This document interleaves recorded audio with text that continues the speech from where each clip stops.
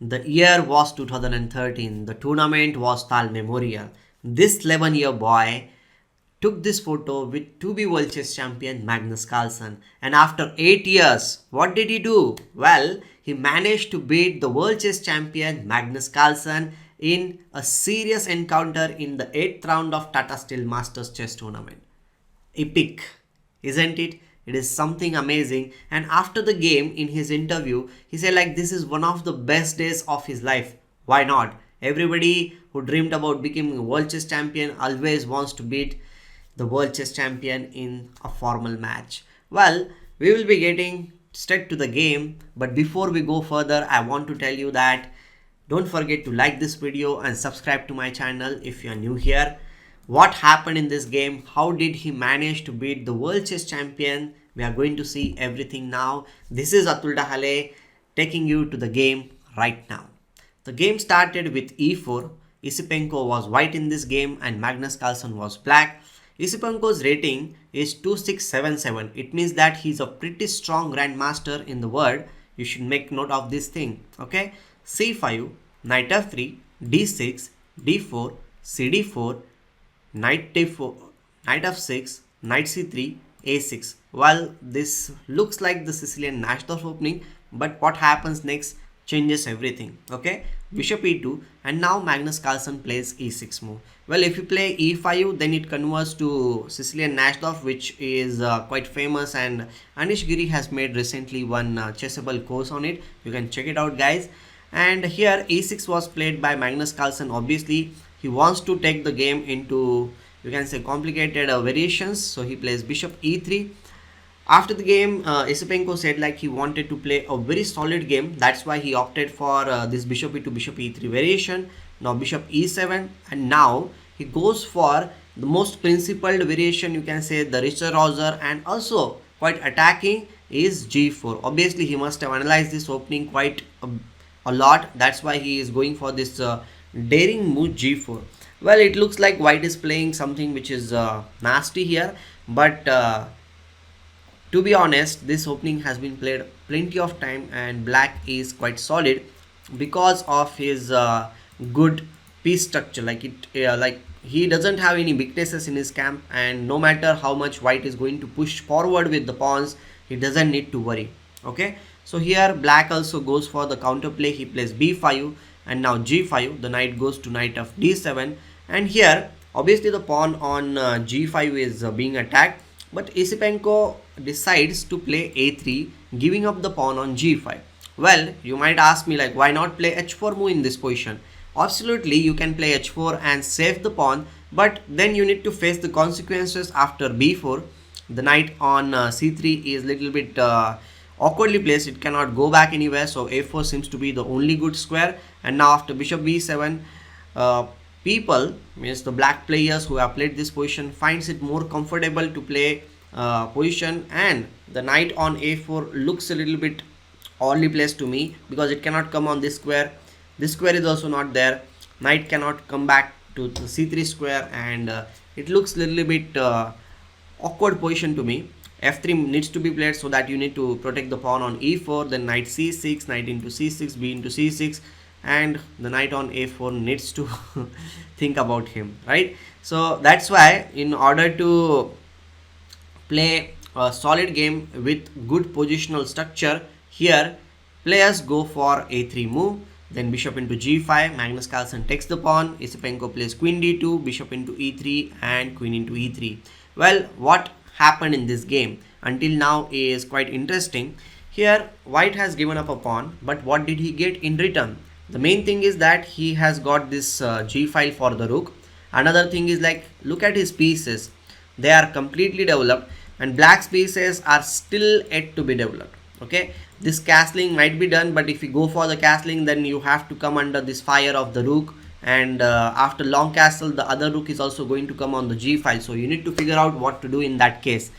Another important point in this position, you can note it out, that black cannot really do anything on the queen side. Okay, means b4 is stopped in this position. Even if the bishop comes on this square, it will be hitting on a rock solid e4 pawn, because we are going to play f3. And although that white is pawn down, the position favors white. Okay, so Magnus Carlsen plays queen h4 trying to get some counterplay in this position, but we know this thing that playing the queen early in the game is not that much good. But he is the world chess champion, he can do anything and he always get away with whatever he plays, so we cannot really blame him. But Esipenko keeps on going with the strong flow. He plays rook g1, attacking the pawn on g7 and also taking the rook to the open file. This is a very important thing. Guys, always remember where to place your pieces. Esipenko has placed his knight in the center of the board. That's where the knight belongs. Knight belongs towards the center of the board or in the center of the board. Bishop always belongs to open diagonals and the rook belongs to open files. So whenever you get the opportunity to place your pieces in this way, you have to place them or you need to place them. Okay, fair enough. So we'll be going further. G6 was played by Magnus Carlsen and now he brings the last piece in the game by playing long castles. After long castle, the rook on a1, which was actually crying out loudly that he wants to come in the game. He is now back in the game. Now you can see the pawn on d6 is a weakness, as this is a backward pawn. There is no other pawn which is supporting this. So what to do? Well, you might say like, okay, I will just castle in this position. But if you castle, then the worrisome thing in this position is that the queen on h4 is little bit misplaced, isn't it? Because we have brought it quite early in the game and now white has a nice move, that is rook g5. After rook g5, if you continue with your development bishop b7, then queen might be having a very bad day. After knight f3, the queen doesn't have any squares, so queen h6 is the only move. And now white can win the queen for 2 rooks by playing rook into g6 check. Now you have to capture queen into g6. If you capture this, then the queen will be capturing h6 and you will lose the queen. So after this, rook will come on g1 square and okay, black will be getting 2 rooks for the queen, but I will prefer this position playing with the white pieces because black's king is completely exposed. The knight, this rook are yet to be developed in the game, and with development advantage plus he has the queen, definitely I will prefer this position playing from the white side any day. So here, if you go back to the position, he played queen e7 in this case, protecting the pawn on d6. That is fair enough. Now he controls the central square on e5 with the f4 move. Knight is not having any jumping spots here. Black plays bishop b7 and here a very useful move, king b1 was played by Esipenko. Guys, remember this thing, the move king b1 is also a waiting move, like asking black what he is going to do on the next move. Okay, and it is also useful because what happens is like sometimes black tries to create counterplay on the c file and you should not have your king on c1 square because it might be under pressure or under fire of the rook. Okay, so king b1 is always a useful move which is there in Sicilian openings. Okay, now in this position black made a mistake, like Magnus Carlsen made a tactical mistake, and during the post game analysis Esipenko said like after the next move, which was the knight c6 in this case, he felt like completely surprised and he was not expecting this move from Magnus Carlsen, but he has gone for this thing. And you might be wondering what is really wrong with this move. He's just developing a piece, but as they say, tactics are always there on the board only for the people who look for it. Okay, now the tactics happen on the weak squares, weak spots and hanging pieces and hanging pawns. So if you pay attention to this position, then the rook on h8 is actually hanging, nobody is supporting it, right? And there is some connection is there which is hidden in this case, that the knight on c6 or the bishop on c6, if it comes, it is being connected by this c3 square. And Esipenko was very spot on target, like he spotted the thing very quickly. He played knight b5 with the obvious idea like after a into b5. Well, suppose if you don't capture here and if you castles in this case, okay, we'll consider that thing also. The knight into c6, b into c6 and knight into d6, white will be having a solid pawn up position here, plus the knight on d6 is a monstrous knight because it is attacking on important 4 squares in back scam, and we know this thing that this is octopus knight. One of my student calls this knight as the octo uncle. I find it very funny, but it is truth that it is the octo uncle. After e5, the knight is very solidly placed here, and even if you try to exchange this piece, let's suppose you play knight e8 or something like that, I will prefer to play knight d5. But still, just I want to make sure that even if black manages to exchange, the other rook is going to come on d6 very soon, and white should be having a great position. Plus black's king side is not that much solid. Okay, so here a into b5 was played, and after knight into c6, b into c6, queen c3, he is attacking the bishop on c6 plus the rook on h8. If you move the bishop, the rook is hanging, so he goes for the castle. And after queen into c6, Esipenko is not only a pawn up, but also his position is very good. Here the thing is that the pawn on b5 is hanging, the pawn on d6 is also hanging, plus he will be having the open file for his rook, and his king is absolutely safe. And the one thing is that black's king is still not that much safe, so I will prefer this position any day from white side. You know this thing, everybody will prefer. But when you are playing against the world chess champion, you have to play very precisely, because world champion is not going to give up on the game just like that. And he fought like a lion, but Esipenko was rock solid today, and he showed that his material advantage is something which will lead him to the victory.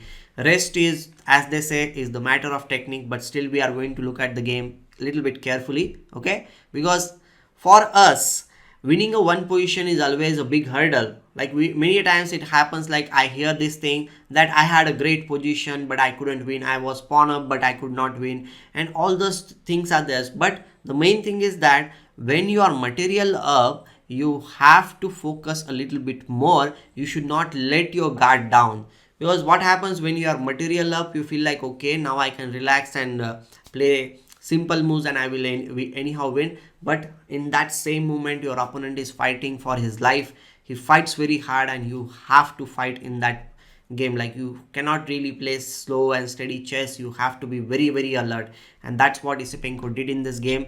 After d5, he captured e into d5, rook came on c8. He played a very nice move. In this position, anybody will go for queen into b5 and will give very solid structure, you can say, for black's pieces, because now queen needs to move. A3 pawn is hanging, and the knight is also jumping over here, plus he can capture the pawn. And if you capture this pawn, then okay, the knight is being attacked, but we don't need to worry about it. We can just capture queen into a3, and the checkmate threats are there, and this is not something which Esipenko wants in this position. So he plays a very nice move. That's what I want to tell you, that you cannot really just play normal moves. You have to play good moves. So he plays d6, attacking the queen.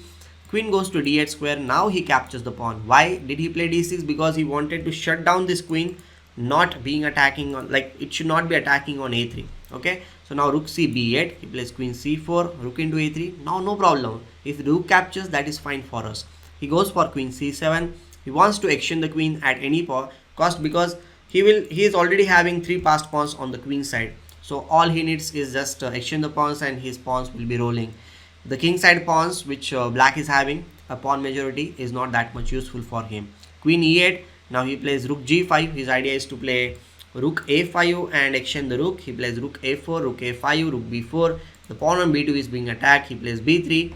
Solid, right? Rook attacks the queen. He goes back. Now he plays queen d8. Now he goes for bishop f3. The bishop needs to be brought in the game. Rook b4, and now again he goes for the queen exchange. So Magnus Carlsen did not exchange. He plays queen f6, and now he exchanges one pair of rook, saying that, okay man, you have attacked enough, now it's my turn to exchange the pieces and everything will be normal. He goes for this thing, queen f5. The pawn on c2 is being attacked, but no problem, we can play king b2. A very simple and solid move. Rook b5, he captures the knight here. Okay, one more thing I want to tell you, like, if black tries, okay, if white captures here with queen into d7, then obviously we have this rook b3 check.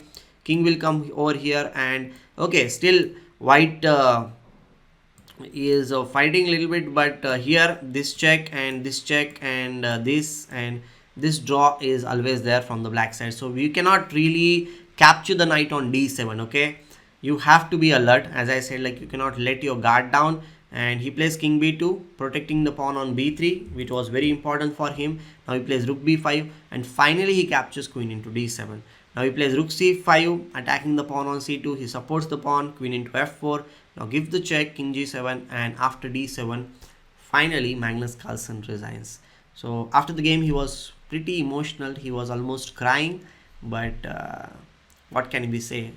Those were the tears of happiness, and everybody will be happy just the way Esipenko did. He's the giant killer. He showed it in this game. The dreams. Okay, it is a dream sec, right? So I hope that guys you have enjoyed this game, the analysis which we have done.